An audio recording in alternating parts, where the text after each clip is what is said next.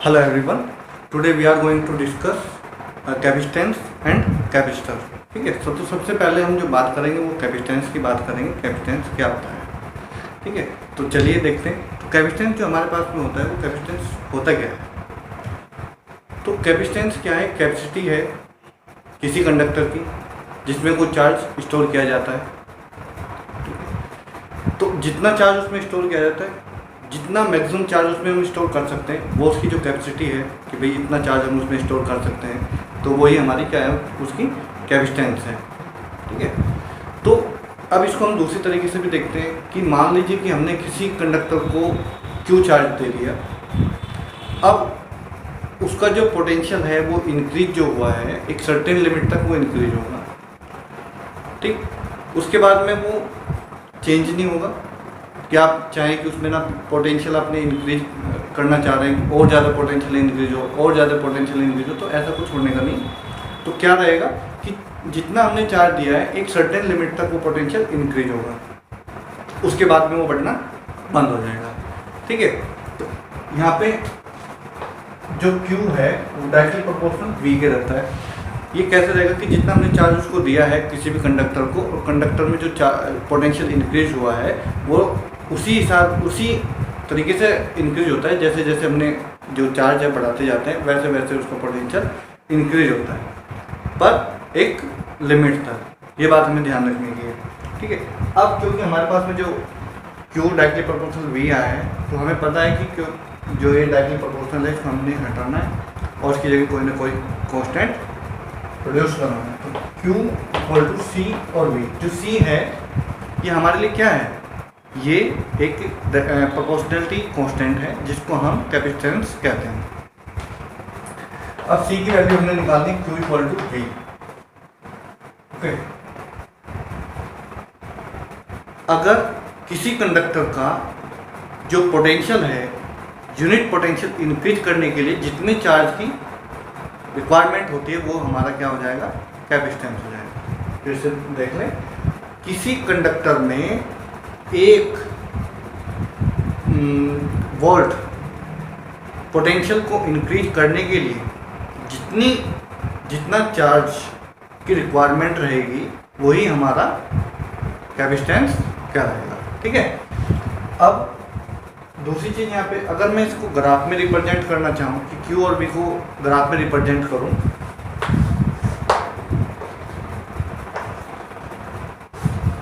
जो C की value आएगी वो एक हमें कांस्टेंट वैल्यू देगी, और यहाँ पे भी कांस्टेंट ही है. Q बढ़ेगा तो V भी कुछ बढ़ेगा, Q घटेगा तो V भी घटेगा. ठीक है. तो ये एक स्ट्रेट लाइन हमें ग्राफ में दिखी है. तो ये हमारी जो कैपेसिटेंस है वो एक बिल्कुल रेजिस्टेंस ऑन फ्लो की तरह ही काम करता है बिल्कुल. ठीक है. और दूसरी चीज़ें यहाँ पे हम बात कर रहे हैं इसकी यूनिट की. अब जो कैपेसिटेंस है उसकी जो यूनिट होती है वो फैराड होती है. ऐसा यूनिट क्या है इसकी, ऐसा यूनिट हो.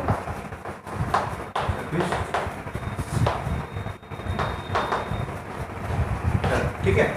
तो ये ऐसा यूनिट है. तो इसकी कुछ स्मॉलर यूनिट भी होती हैं, उनको भी देख लेते हैं, है ना.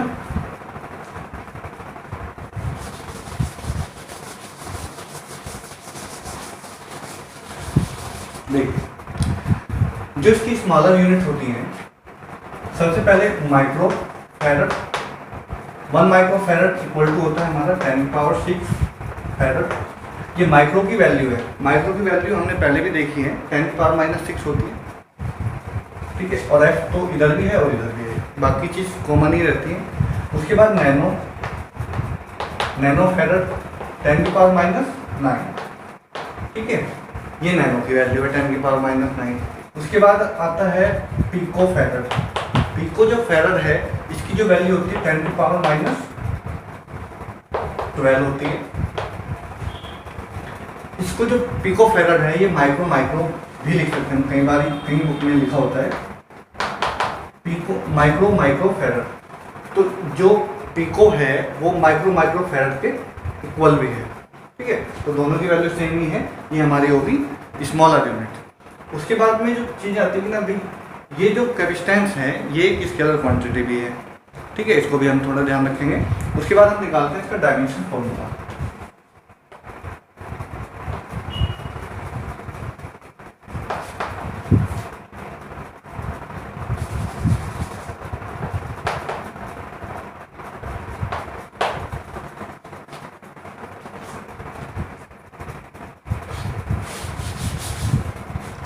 ठीक है, इसका हम निकालते हैं डायमेंशन फॉर्मूला। तो डायमेंशन फॉर्मूला निकालने के लिए हमें क्या करना पड़ेगा, C equal to V upon में Q अपॉन में V, ठीक है।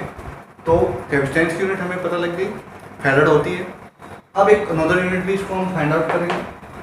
तो जो चार्ज की यूनिट होती है वो कूलम, पोटेंशियल की जो यूनिट होती है वो वोल्ट, और इसको हमने सी वी इनवर्स, ठीक है। जो 1 यहाँ पे मिला, 1 farad equal to 1 C V inverse.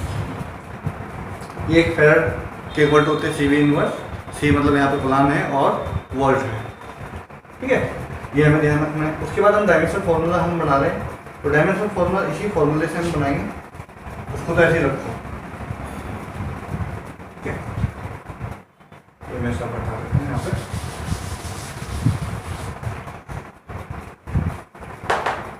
Q same ऐसे रखना है। वी की जो फॉर्मूला, वी का जो फॉर्मूला होता है डब्ल्यू अपॉन में क्यू, यहाँ पे क्यू स्क्वायर अपॉन में डब्ल्यू, ओके, वर्क डन, ठीक है। डब्ल्यू यहाँ पे क्या है, वर्क डन है। तो क्यू की जो फॉर्मूला होता है, क्यू का फॉर्मूला होता है आई टी, ठीक है, आई करंट और टी टाइम, और डब्ल्यू को ऐसे रखना है। तो हमें पता है कि जो आई का जो डायमेंशन फॉर्मूला होता है वो होता है ए, और जो टी का डायमेंशन फॉर्मूला होता है वो कैपिटल टी होता है, और जो वर्क डन होता है उसका जो डायमेंशन फॉर्मूला होता है M L square T minus 2, ठीक है।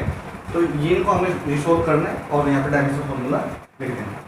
जैसे यहाँ पे m minus 1 l minus 2, t minus के ऊपर जाने से वो पॉजिटिव हो जाएगा और ऊपर भी 2 पॉजिटिव का, तो यहाँ पे t की पावर 4 पॉजिटिव आएगी और ये यहाँ पे ऑलरेडी पॉजिटिव है, ठीक है। तो ये हमारा हो गया डायमेंशन फॉर्मूला, किसके लिए, कैपेसिटेंस के लिए।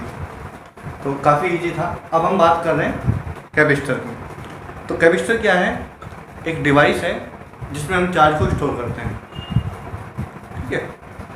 कैपेसिटर क्या है, एक डिवाइस है जिसमें हम एक चार्ज को स्टोर करते हैं। तो कैपेसिटर मैनी टाइप के होते हैं। जैसे हमारे पास में जो कैपेसिटर रहते हैं, एक मान लीजिए कि पैरेलल प्लेट कैपेसिटर है, स्फेरिकल है, सिलेंड्रिकल है।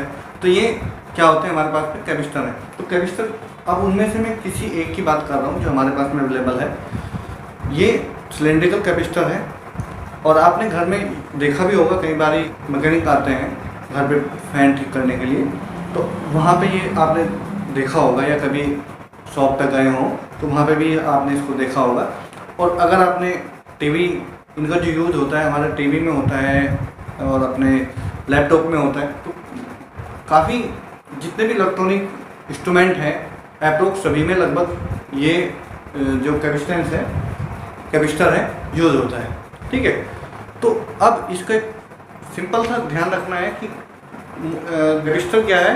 कैपेसिटर एक डिवाइस है जिसमें हम चार्ज को स्टोर करते हैं। चार्ज को स्टोर करने के लिए हमें पैरेलल प्लेट, 2 कंडक्टिंग प्लेट चाहिए होंगी, और बीच में उसमें नॉन कंडक्टिंग मटेरियल भरा हो या नॉन कंडक्टिंग हो अंदर से, ठीक है।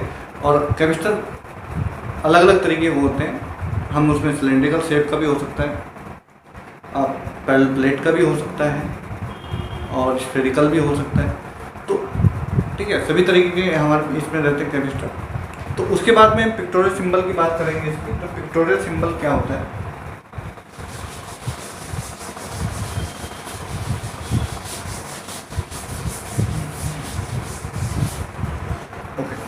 जो पिक्टोरियल सिंबल होता है वो लाइक बैटरी ये जैसा होता है, बस उसमें थोड़ा सा ध्यान रखना है कि बैटरी में एक लेग क्या होती है, छोटी होती है और दूसरी लेग बड़ी होती है। इसमें क्या होता है कि दोनों लेग इक्वल होती हैं। ठीक है, जब भी हम सिंबल बनाएं उसको ध्यान रखेंगे। और दूसरा, इसमें जो कैपेसिटेंस की वैल्यू होती है वो फिक्स होती है, अनचेंज होती है। और एक होता है हमारे पास में वेरिएबल, इसमें जो कैपेसिटेंस है उसकी वैल्यू चेंज की जा सकती है। ठीक है, जितने रिक्वायर होते हैं यहाँ पे भी प्लस और माइनस हम यूज करेंगे। ठीक है, अगर आपको ये वीडियो पसंद आई हो या आपको कुछ भी जानकारी इसमें अच्छी लगी हो तो इसको हमारे इस चैनल को सब्सक्राइब करें, लाइक करें और शेयर करें। अगर कोई प्रॉब्लम आपको लगती है कि नहीं इसमें ये प्रॉब्लम मुझे आई है, फेस करनी पड़ी है, तो वो आप कमेंट बॉक्स में राइट कर सकते हैं, तो हम उसका सोल्यूशन जरूर करेंगे। Thank you.